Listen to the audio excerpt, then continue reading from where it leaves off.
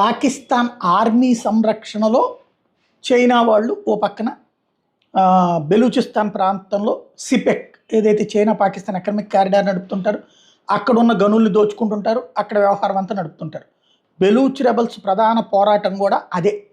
చైనాకి అసలు పాకిస్తాన్ ఆక్రమించుకుని తమకి దిక్కు దివాణం లేకుండా చేసింది, పైగా మమ్మల్ని తీసుకెళ్ళి చైనాకి రాసి ఇచ్చేశారా అన్నటువంటి అంశం నడిచింది.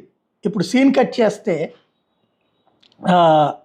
ఏదైతే గత కొన్ని రోజుల నుంచి పాకిస్తాన్ సైన్యం ప్రాణాలు తీస్తున్నటువంటి బెలూచ్ రెబల్స్, అక్కడ ఉన్నటువంటి ఒక్కొక్క ప్రాంతాన్ని స్వాధీనం చేసుకుంటున్నటువంటి బెలూచ్ రెబల్స్ తాజాగా చైనాకి సంబంధించినటువంటి వేరే వాహనాల మీద దాడులు చేశారు. వాటికి సంబంధించినటువంటి ట్రక్స్ని తగలబెట్టారు. సిపెక్ ప్రాజెక్టుకి సంబంధించినటువంటి వాటిని తగలబెట్టినటువంటి దృశ్యం ఇప్పుడు వైరల్ అవుతోంది.